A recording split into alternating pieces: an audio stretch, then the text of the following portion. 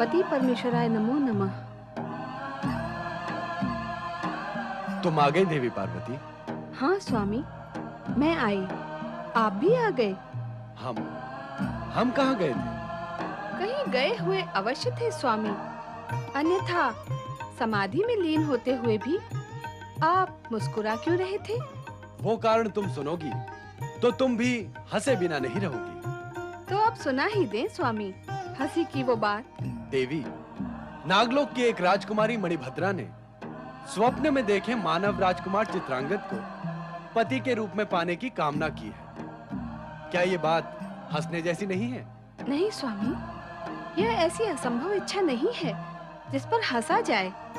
आप चाहें तो असंभव को भी संभव कर सकते हैं। वैसे भी वह नागवंश आपका आराधक है, आपकी कृपा तो उन पर होनी ही चाहिए। देवी, प्राणी की सद्वृत्ति और सत्कर्मों के आधार पर आराध्य की कृपा अपना मार्ग स्वयं बना लेती है, किंतु यहाँ आवश्यकता कृपा की नहीं, जातिगत और वंशगत साम्य की है। किंतु स्वामी, समय साक्षी है कि इससे पूर्व भी मानव नाग, मानव दानव, मानव गंधर्व तथा देव और मानव में संबंध स्थापित हुए हैं। फिर मणिभद्रा के साथ ऐसी कौन सी बाधा है? अर्थात तुम भी यही चाहती हो कि नागकन्या मणिभद्रा की एक असंभव मनोकामना पूर्ण हो? प्रश्न मेरी चाह का नहीं है स्वामी, उसकी भक्ति और आपकी कृपा का है। मैं तो केवल इतना ही चाहती हूँ कि आपके भक्त निराश न हों। उसने सच्चे मन से आपकी भक्ति की है, अब उसे फल देना आपके अधिकार की बात है।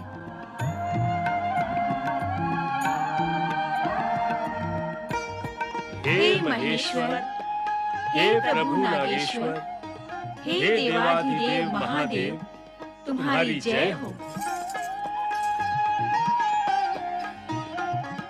हे शिव शंकर, आप हम नागों के परम पूज्य आराध्य हैं। आपकी कृपा से असंभव भी संभव हो जाता है। आपकी अनुकंपा से आराधक की हर मनोकामना पूर्ण होती है। नागलोक और नागवंश पर अपनी इस कृपा को बनाए रखना प्रभु। आपकी इस कृपा से ही हमारा जीवन गतिमान है महेश्वर।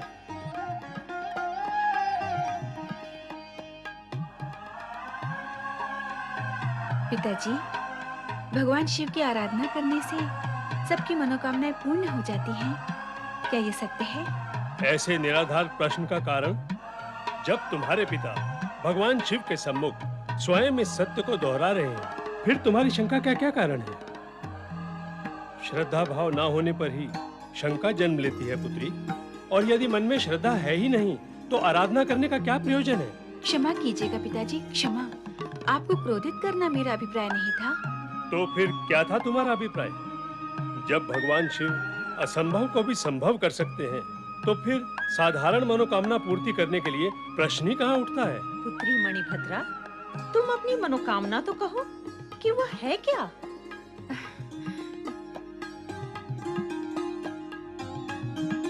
कहो पुत्री, क्या मनोकामना है तुम्हारी? हाँ पुत्री, भगवान शिव से निवेदन करोगी तो वे अवश्य तुम्हारी मनोकामना पूर्ण करेंगे। मनोकामना को प्रकट करने में जब संकोच हो और लज्जा आए, तो ये मान लिया जाता है कि मनोकामना का रूप विशिष्ट और भेदपूर्ण है। माता पिता से संकोच कैसा पुत्री? नागरानी, युवा संतान माता पिता से ही संकोच करती है।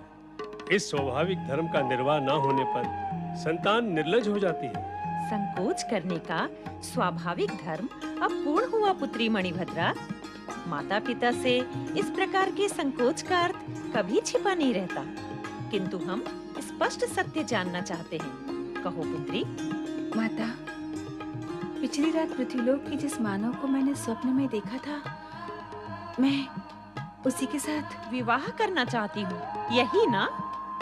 स्वप्न में देखे हुए उस पृथ्वी पुरुष का तुम पति रूप में वर्ण करना चाहती हो? बहुत भोली है हमारी पुत्री। भला स्वप्न भी कभी सत्य होते हैं? स्वप्न सत्य हो अथवा नहीं, किंतु एक नाग कन्या का पति केवल एक नाग राजकुमार हो सकता है, कोई मानव नहीं। स्वप्न की बात भूल जाओ, यही तुम्हारे हित में होगा।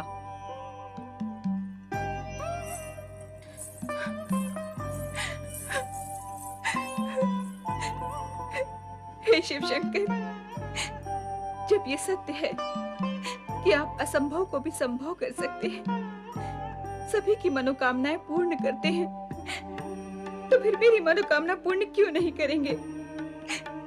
हे प्रभु, मैंने तो अपने मन में निश्चय कर लिया है, यदि मैं विवाह करूंगी तो स्वप्न पुरुष के साथ ही करूंगी। यदि मेरी भक्ति में सत्यता है तो मेरी मनोकामना अवश्य पूर्ण होगी, अवश्य पूर्ण होगी।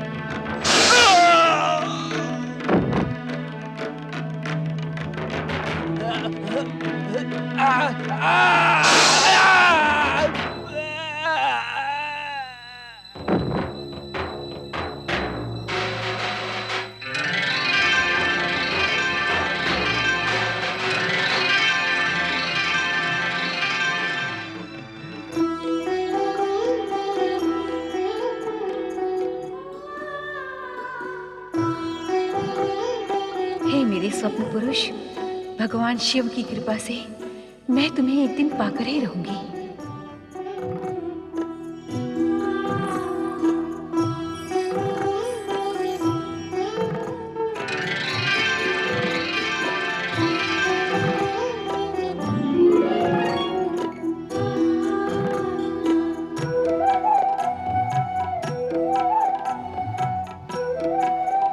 आराध्य है शिव शंकर, आपकी कृपा पर मुझे पूर्ण विश्वास है, फिर भी मेरी मनोकामना अब तक अपूर्ण है।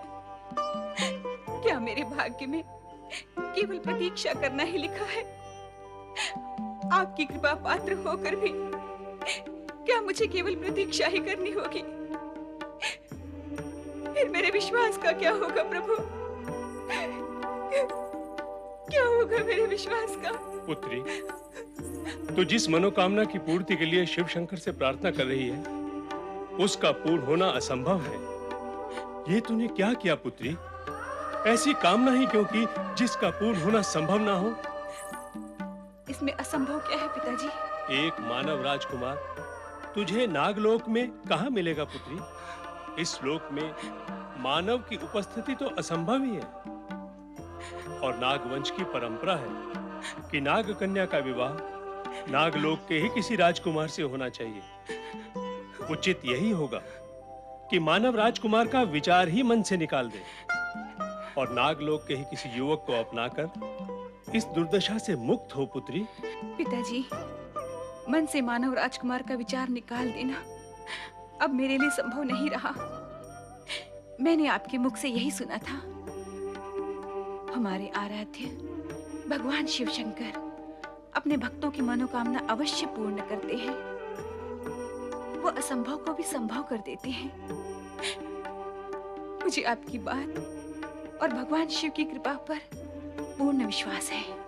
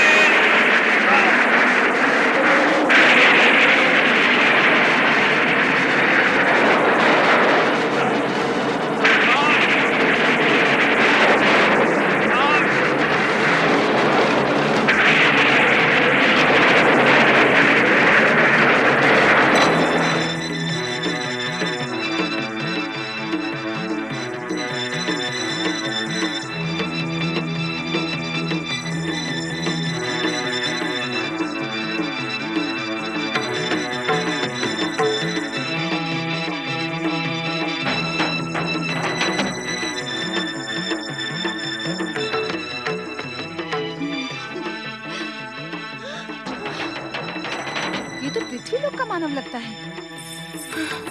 हाँ?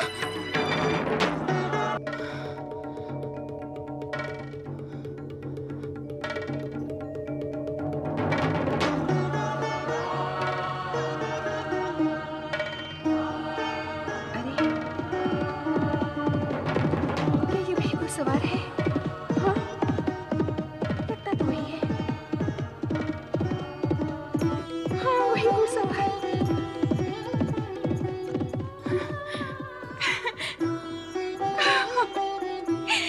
हे प्रभु, प्रभु, हे शिव शंकर, मुझे क्षमा करें। मैंने आपकी कृपा पर अविश्वास किया, किंतु आपने अपने भक्तों का विचार कर उन पर अपनी कृपा प्रकट की। मेरे सपनों के मानव राजकुमार को नागलोक भेज दिया। आप धन्य हैं प्रभु, धन्य हैं आप, धन्य हैं प्रभु।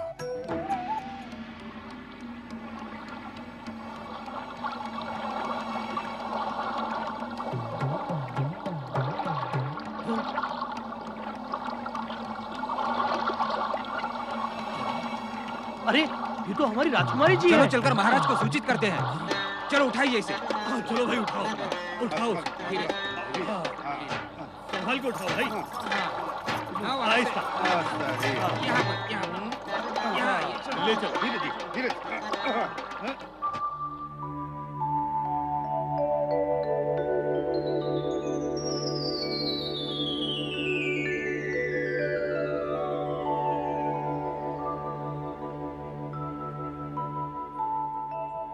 मैं कहाँ हूँ? मैं कहाँ हूँ? चिंता और भय की आवश्यकता नहीं है। ये नागलोक है राजकुमार। भगवान शिव की कृपा से तुम नागलोक में आ गए हो। नागलोक? मैं तो ये भी नहीं जानता कि मैं कौन हूँ। कौन हूँ मैं? तुम एक राजकुमार हो। तुम मेरे स्वप्न में आते रहे हो, अर्थात मेरे स्वप्नों के राजकुमार। अब तुम यहीं रहोगे। राजकुमार? हाँ। स्वप्नों का? स्वप्नों का राजकुमार?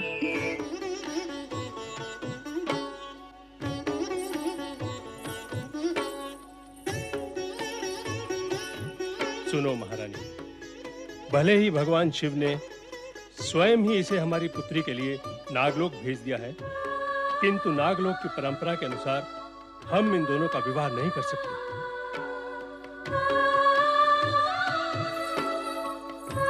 स्वामी, स्वामी, जब आप स्वीकार कर रहे हैं कि भगवान शिव शंकर ने स्वयं ही हमारी पुत्री के लिए उस मानव राजकुमार को इस नागलोक में भेजा है, तो उनका विवाह ना करने का निर्णय लेकर आप महादेव की इच्छा का अनादर क्यों कर रहे हैं? भगवान सदाशिव की इच्छा का अनादर तो हम स्वप्न में भी नहीं कर सकते महारानी, परंतु हम अपने राज्य इस नागलोक की परंपरा और मर्यादा के समक्ष विवश हैं। आप यूं ही विवश होने का भ्रम मन में पाल रहे हैं। आप इस राज्य के महाराजा हैं। यहाँ की हर मर्यादा, परंपरा आपके द्वारा ही निर्धारित की हुई है। और यदि स्वयं के स्वार्थवश किसी मर्यादा या परंपरा का उल्लंघन भी करना पड़े, तो हमें उसका अधिकार है। नहीं महारानी, नहीं, हमें आपका ये परामर्श स्वीकार नहीं। परंतु अपनी युवा पुत्री की मनोकामना का दमन करना आपको स्वीकार है। आपको ये भी स्वीकार है कि किसी पृथ्वी पुरुष से विवाह करने का अटल निश्चय लिए आपकी पुत्री जीवन भर अविवाहित बैठी रहे। आपको ये भी स्वीकार है? हमें शब्द जाल में उलझाओ नहीं महारानी। पुत्री मोह में तुम्हारा मन, ज्ञान, विवेक अपना संतुलन खो सकता है, हमारा नहीं। तुम भूल गई वो दिन जब हम दोनों मणिभद्रा के साथ शिव आराधना पूरी कर चुके थे? तब तुम्हारी इसी पुत्री ने तुम्हारे बार बार पूछने पर तुमसे सकुचाते हुए कहा था, माता, मैंने पिछली रात पृथ्वीलोक के जिस पुरुष को स्वप्न में देखा है, मैं उससे विवाह करना चाहती हूँ। तब तुमने ही उसे सत्य समझाते हुए कहा था, स्वप्न की बात भूल जाओ पुत्री, एक नाग कन्या का पति नाग राजकुमार ही हो सकता है, कोई मानव नहीं। और आज तुम स्वयं ही इसके विपरीत। हाँ, आज मैं स्वयं ही आपको विपरीत विचारों की दिशा में ले जा रही हूँ, क्योंकि मैं जानती हूँ कि हमारी पुत्री मणिभद्रा ने अपनी कामना पूर्ति के लिए पूरे मनोयोग से भोलेनाथ की कठिन आराधना साधना की है।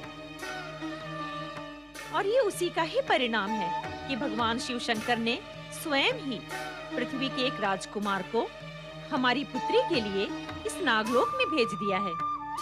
और इस सत्य को आप स्वयं मान भी चुके हैं। हाँ, हम ये मान चुके हैं कि हमारे आराध्य देव भोलेनाथ ने इस मानव राजकुमार को हमारी पुत्री के लिए ही यहाँ भेजा है। परंतु क्या? परंतु हमें भय है कि यदि हमने अपने स्वार्थ हेतु अपने नागलोक की परंपरा के विपरीत कोई कार्य किया, तो उसका दुष्परिणाम संपूर्ण नाग जाति को न उठाना पड़े, हमारे राज्य पर कोई विपदा न आ जाए। हमारे द्वारा नागवंश की रीति, नीति और मर्यादा भंग होने पर जिस घृणित आदर्श की स्थापना होगी, उस पर हमारी प्रजा भी अनुसरण करने लगेगी। नहीं महारानी, नहीं, हम ऐसा अनर्थ नहीं होने देंगे। हम अपनी नाग कन्या का विवाह उस मानव राजकुमार से कदापि नहीं करेंगे। हे सर्वशक्तिमान, कृपा निधान, हे भोलेनाथ, आपकी माया ने जिस मानव राजकुमार के दर्शन मुझे स्वप्न में कराए थे और जिसे मैंने मन और वचन से अपना पति मान लिया था, उसे आपने कृपा करके मेरे लिए ही नागलोक में भेजा है। ये सत्य जानते हुए भी मेरे पिता उनसे मेरे विवाह का विरोध कर रहे हैं। वो नहीं चाहते कि मैं मानव राजकुमार की जीवन संगिनी बनूं। हे विधाता, हे सर्वज्ञाता, आप ये भली भांति जानते हैं कि यदि वो मुझे पति के रूप में ना मिले तो मैं जीवन भर अविवाहित रहूंगी। यदि मेरे पिता अपने निर्णय पर अटल रहे तो मैं यहीं आपके सम्मुख रो रो कर अपने प्राण दे दूंगी। ये क्या पुत्री, तुम्हारे नैनों में अश्रुधारा?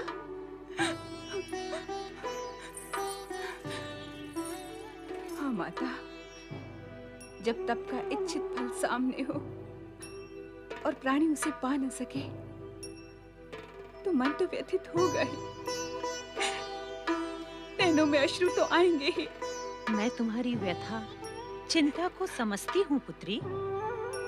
तुम्हारी इस व्याकुलता, पीड़ा का आभास भी मेरे मन को है। इस पूरे घटनाक्रम का प्रभाव मुझ पर भी उतना ही है जितना कि तुम पर मैं तुम्हारी तरह निराश तो नहीं। तुम्हारे पिता इस समय राज्य में अपने ही द्वारा निर्धारित नीतियों, रीतियों और परंपराओं के वश में आकर स्वयं को अति विवश पा रहे हैं। वो तुम्हारा विवाह उस मानव राजकुमार के साथ करना तो चाहते हैं, किंतु अपने ही बनाए विधि विधान उन्हें इस बात की आज्ञा नहीं दे रहे।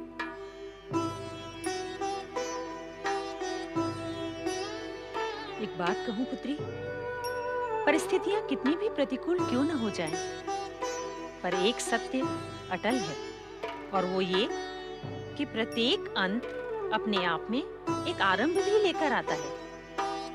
तुम्हारे पिता की इस विवशता और उत्तेजना का अंत भी अंत में आशा और प्रसन्नता के एक नए अध्याय का आरंभ लेकर आएगा। तुम चिंताग्रस्त ना रहो पुत्री, अपने अश्रु पोंछ डालो। अपने विश्वास पर अविश्वास की छाया मत पड़ने दो। शांत मन से उसी भांति श्रद्धा भाव से भगवान भोलेनाथ की आराधना करती रहो। वे अवश्य ही तुम्हें मनोवांछित फल देंगे। तुम्हारी मनोकामना पूर्ण होगी।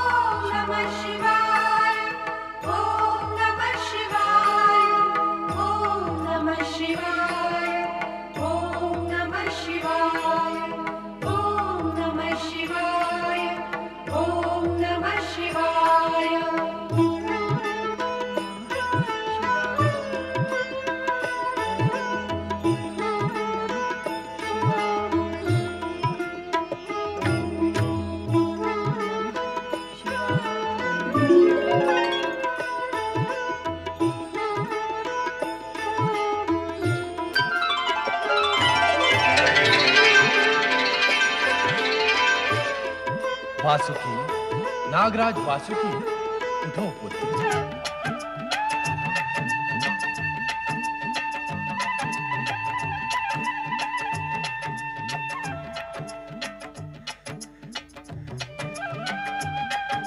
प्रभु, प्रभु, भगवान भोलेनाथ, आपने बड़ी कृपा की भोलेनाथ। हे नागवंशियों के स्वामी, आपके दर्शन पाकर मैं वासुकी धन्य हुआ प्रभु। पुत्र वासुकी, हम तुमसे अति प्रसन्न हैं और हमारी प्रसन्नता का कारण यह है कि तुमने अपने राज्य में स्वयं द्वारा निर्धारित रीतियों और नीतियों का मन प्राण से सम्मान किया और बड़ी दृढ़ता से उनका पालन कर रहे हैं। यदि तुम चाहते तो अपने राजबल का प्रयोग करके अपनी पुत्री मणिभद्रा का विवाह उसकी इच्छा अनुसार उस मानव राजकुमार चित्रांगद से कर सकते थे, परंतु मैंने ऐसा नहीं किया प्रभु, क्योंकि मुझे भय था कि मेरे इस कार्य से समस्त नाग जाति पर दुष्प्रभाव पड़ेगा और एक नई अनुचित परंपरा का सूत्रपात हो जाएगा। इसलिए हम आज एक नए सत्य का तुमसे परिचय कराने आए, और वो सत्य ये है कि तुम्हें अपनी पुत्री मणिभद्रा का विवाह उसी मानव राजकुमार चित्रांगद से ही करना होगा। ये आप क्या कह रहे हैं प्रभु? हाँ नागराज, चित्रांगद की पत्नी बनना तुम्हारी पुत्री के भाग्य में लिखा है, और विधाता का ये लेख तुम तो क्या स्वयं मैं भी नहीं मिटा सकता। वासुकी, तीनों लोकों में घटित होने वाली प्रत्येक घटना का आधार पहले से ही निश्चित होता है और उसके घटने का कोई ना कोई माध्यम भी बनता है। अब भाग्य अनुसार नाग मानव में संबंध स्थापित करने वाली इस विचित्र घटना के घटने का माध्यम तुम्हें बनना, तुम्हें बनना, तुम्हें बनना। अतः अपने राज्य के रीतियों, नीतियों और परंपराओं के टूटने का भय अपने मन से हटा दो। हम तुम्हें आश्वस्त करते हैं कि इससे तुम्हारी नाग जाति पर कोई दुष्प्रभाव नहीं पड़ेगा। अब तुम निर्भय और निसंकोच होकर अपनी पुत्री मणिभद्रा का विवाह मानव राजकुमार चित्रांगद से करने की तैयारी आरंभ करो। सब मंगल होगा। जैसी आज्ञा प्रभु। प्रभु,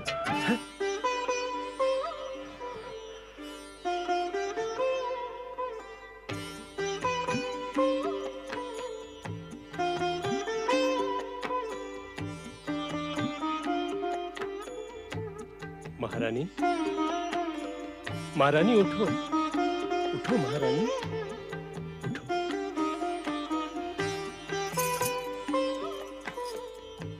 क्या बात है स्वामी, आप इतने व्यग्र और उद्विग्न दिखाई दे रहे हैं। क्या कोई दुस्वप्न देख लिया है? नहीं महारानी, मैंने दुस्वप्न नहीं, एक दिव्य स्वप्न देखा है। स्वप्न क्या, सत्य ही देखा है। ये आप क्या कह रहे हैं? कैसा स्वप्न, कैसा सत्य? महारानी, अभी अभी मेरे स्वप्न में एक सुंदर नाग से सुशोभित हमारे आराध्य देव भगवान शिव शंकर प्रकट हुए और क्या देवाधिदेव महादेव ने आपको दर्शन दिए? हाँ, और कहा कि मैं नागवंश की परंपराओं के टूटने के भय को भुलाकर अपनी पुत्री का विवाह उस मानव राजकुमार से कर दूं। इससे नागवंश की परंपराओं पे कोई दुष्प्रभाव भी नहीं पड़ेगा। ये आप क्या कह रहे हैं? सचमुच आराध्य देव ने आपसे ये कहा? कहा ही नहीं, उन्होंने मुझ पर यह सत्य भी उद्घाटित किया कि हमारी पुत्री के भाग्य में चित्रांगद की पत्नी होना ही लिखा है, और जो जिसके भाग्य में लिखा है उसे कोई नहीं मिटा सकता। धर्म और कर्म के जिस भंवर जाल में आप इतने उलझे हुए थे, प्रभु ने स्वयं आपको उससे मुक्त कर दिया। महारानी, हमारी पुत्री की शिव आराधना सफल हुई। अब हम उसकी मनोकामना पूर्ति के मार्ग में बाधा खड़ी नहीं करेंगे। मुझे तो प्रसन्नता इस बात की भी है कि प्रभु आज्ञा से अब आप राजा और पिता का कर्तव्य भली भांति निभा पाएंगे। महारानी, शीघ्र ही शुभ मुहूर्त निकलवाकर हम अपनी पुत्री का विवाह कर देंगे।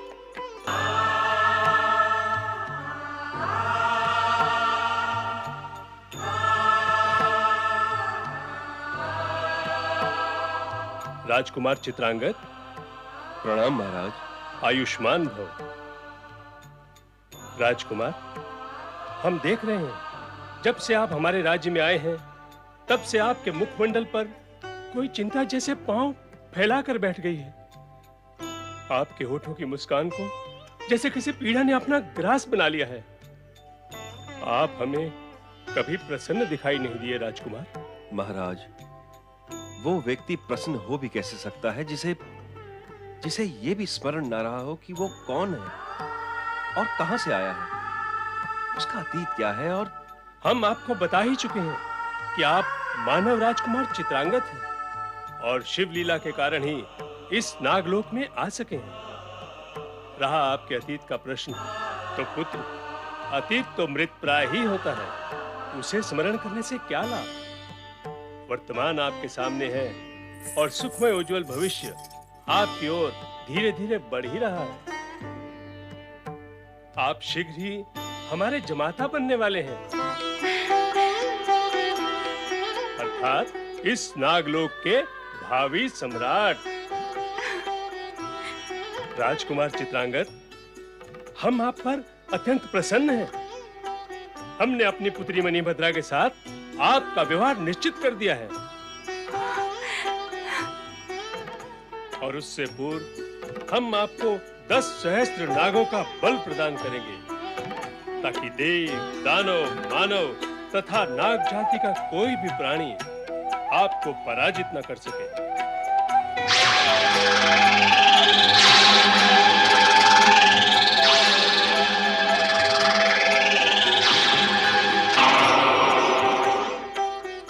आप में 10 सहस्त्र नागों का बल समा गया है राजकुमार।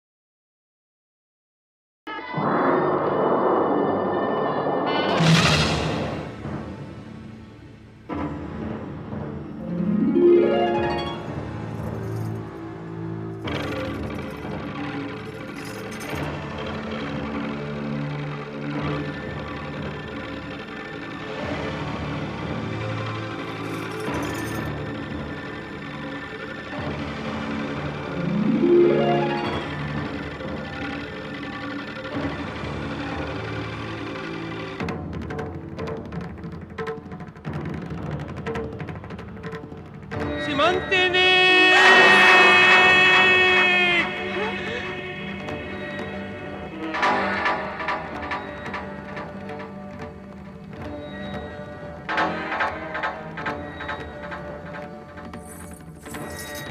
क्या हुआ स्वामी? क्या हुआ? क्या हुआ राजकुमार? आप अचानक इस तरह विचलित क्यों होने लगे? क्या हुआ? आपका स्वास्थ्य तो ठीक है ना? अरे, कोई वैद्य राज को बुलाओ। क्या हुआ स्वामी? क्या हुआ? क्या हुआ आपको? कुछ तो बोलिए।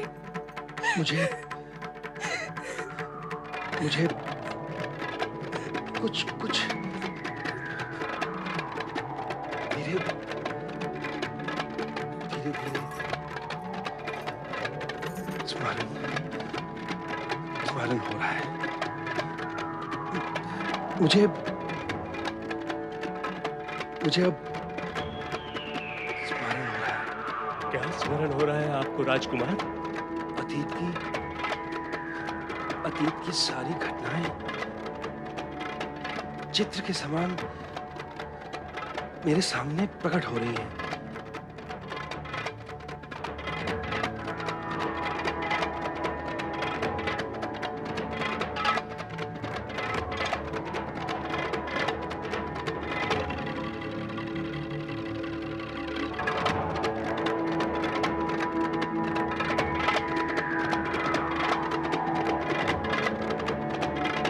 किंतु कुछ कहे तो, क्या है वे घटनाएं जो आपके सामने चित्र की भांति प्रकट हो रही हैं? मैं और सीमंतिनी नौका विहार कर रहे थे।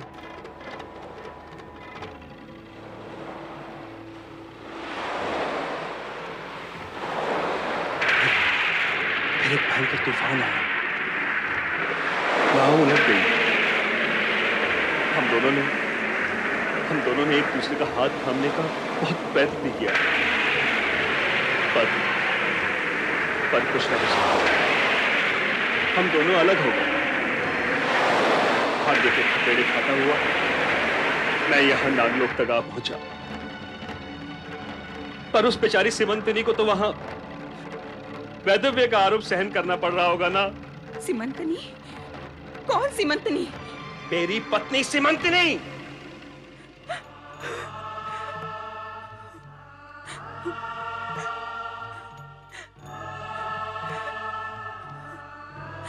चित्रांगद के मन में पिछली घटनाओं की स्मृति जागृत हो गई है। अब मेरे भविष्य का क्या होगा? क्या होगा? नहीं, मुझे चित्रांगद से कोई अलग नहीं कर सकता। कोई अलग नहीं कर सकता मुझे। कोई नहीं।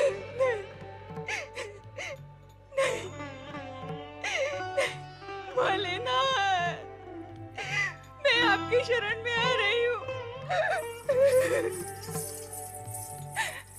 हे प्रभु नागेश्वर, आपकी कृपा प्राप्त कर लेने के पश्चात भी मैं अपने इच्छित पुरुष के प्रेम से वंचित होती जा रही हूँ। चित्रांगद की पूर्व स्मृतियां जाग उठी है और इसके साथ ही उसका मन उड़कर पृथ्वीलोक में सीमंतिनी के पास पहुंच चुका है।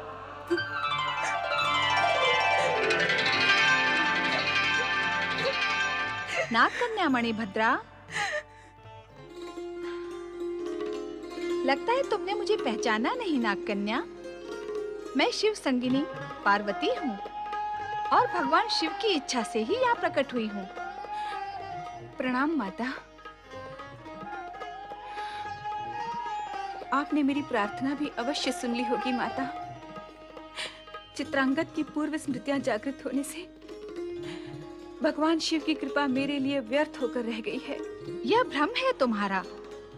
तुम्हारा यही भ्रम दूर करने के लिए मैं यहाँ प्रकट हुई हूँ।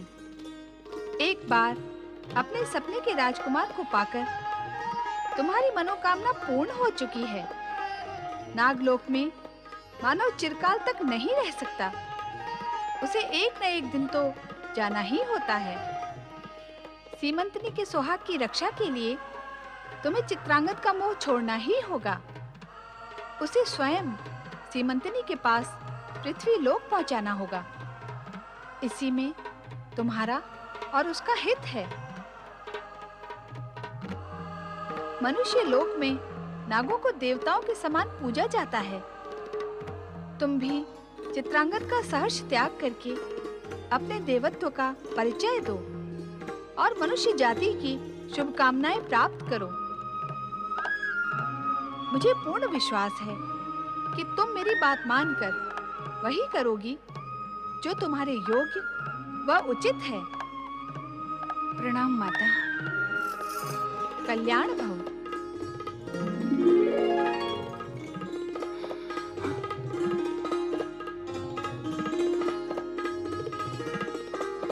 आपने सत्य कहा माता।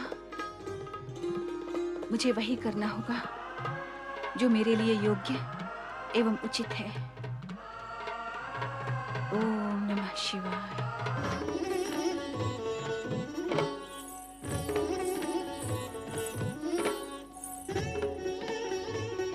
क्या सोच रहे हैं राजकुमार? आपने मेरी बात का उत्तर नहीं दिया। समय नहीं जिसे निरुत्तर कर दिया हो, वो किसी प्रश्न का क्या उत्तर देगा राजकुमारी। मैं तो विधाता के उस विधान पर विचार कर रहा था जिसने मुझसे मेरी सिमंतिनी को अलग कर आपसे मिलवाया। मुझसे मेरी स्मरण शक्ति ही छीन ली। प्रभु इच्छावश आपने मुझे अपना पति माना और उधर मेरी पत्नी को मेरे जीवित होते हुए भी वैधव्य का दुख झेलने पर विवश कर दिया। अपने मन में उत्पन्न हुए विषाद को मिटा डालिए राजकुमार। मैं आपको इस धर्म संकट से मुक्त करने आई हूँ। अब आप किसी भी अनचाहे बंधन में बंधकर यहाँ इस नागलोक में एक पल भी नहीं रहेंगे। आपको यहाँ भेजकर भगवान शिव ने मेरी मनोकामना पूर्ण की और अब मैं माता पार्वती के आदेश का पालन करूंगी। मैं कुछ समझा नहीं राजकुमारी। माता पार्वती के आदेश अनुसार अब मुझे आपको पृथ्वीलोक आपकी धर्म पत्नी सीमंतनी के पास पहुंचाना है। मणिभद्रा? हाँ राजकुमार। पुत्री मणिभद्रा? पिताजी, राजकुमार चित्रांगद अब एक पल के लिए भी नागलोक में नहीं रहेंगे। भगवान शिव ने मेरी मनोकामना पूर्ण की। अब मैं माता पार्वती के आदेश को पूर्ण करूंगी।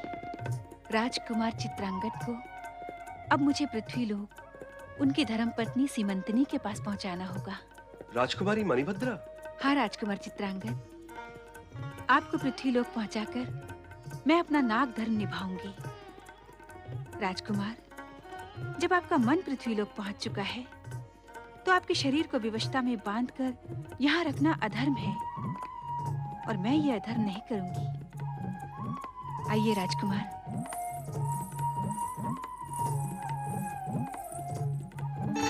ओम पार्वती पतये नमो नमः।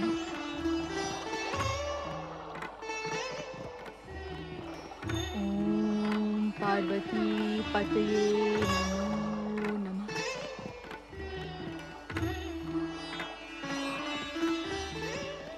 हे माता पार्वती, मुझ पर दया करो,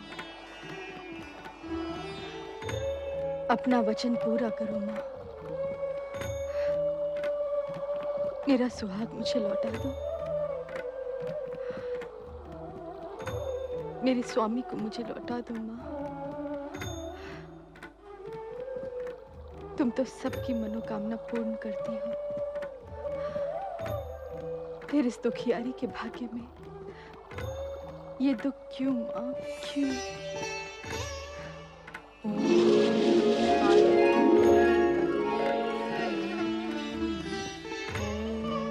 पार्वती पतये नमो नमः। ओम पार्वती पतये नमो नमः। मेरी स्वप्नों की राजकुमार माता पार्वती के आदेश से मैं तुम्हें सीमंतनी को सौंपने आई हूँ।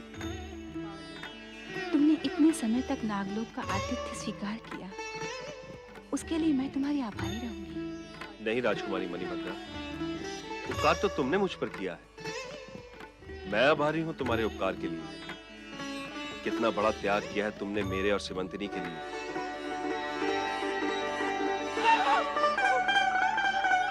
स्वामी! स्वामी!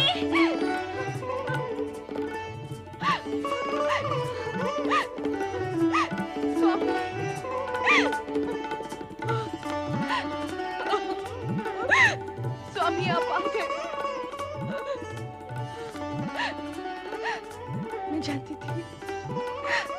मैं जानती थी कि आप अवश्य आएंगे। मेरा मन कहता था कि आपके दर्शन अवश्य होंगे। सीमंतनी, मुझे तुम्हारे पास लौटा लाने का श्रेय नागलोक की राजकुमारी मणिभद्रा को है। हम दोनों इनका जितना भी उपकार माने कम है। इस शुभ मिलन का श्रेय मुझे क्यों? ये तो माता पार्वती की कृपा का परिणाम है। हम सबको मिलकर भगवान शिव और माता पार्वती का उपकार मानना चाहिए। सत्य है राजकुमारी मणिभद्रा, माता पार्वती की कृपा के कारण ही मैं अब तक जीवित रह सकी। उन्होंने ही मुझे विश्वास और आधार दिया। मेरे पिता नागराज वासुकी ने राजकुमार चित्रांगद को 10 सहस्त्र नागों का बल प्रदान किया है। अतः पृथ्वीलोक पर युद्ध में अभिनय कोई पराजित नहीं कर सकेगा। अर्थात पिता और पुत्री दोनों ने ही हम दोनों पे उपकार किया है।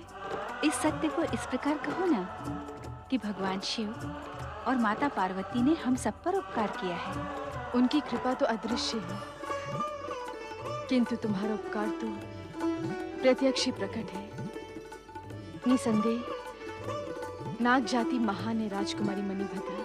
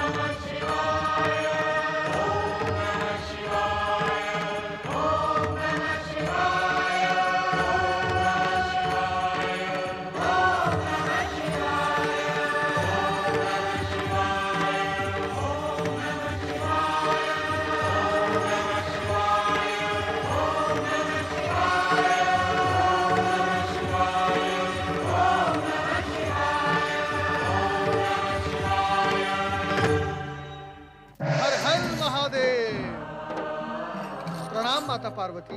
आओ नारद, आज प्रश्न लेकर आए हो अथवा सूचना? भोलेनाथ, मैं आज न प्रश्न लाया हूँ न सूचना। आज तो मैं केवल आश्चर्य लेकर आया हूँ। क्या कहा नारद? आश्चर्य लाए हो? माता, आप मेरे लाए आश्चर्य पर इतना आश्चर्यचकित क्यों हो रही हैं? मैं तो स्वयं आप दोनों की कृपा पर आश्चर्यचकित हूँ। आप दोनों ने अपनी लीला का प्रसार कर सीमंतिनी और नागकन्या दोनों की इच्छा पूर्ण की। आपने नाग जाति को महानता की श्रेणी में पहुंचाया और आप ही की प्रेरणा से नागकन्या ने महान त्याग भी किया। ये सब आपकी कृपा और लीला का आश्चर्यजनक परिणाम नहीं तो फिर और क्या है? ये हमारी कृपा का नहीं, आराधक की आराधना का परिणाम है नारद। सच्चे मन से की गई भक्ति और आराधना का फल अवश्य ही मिलता है। यदि मैंने भोलेनाथ की भक्ति ना की होती तो मेरी आराधिका सीमंतिनी सुहागिन होते हुए भी वैधव्य का कलंक ढोती रह जाती।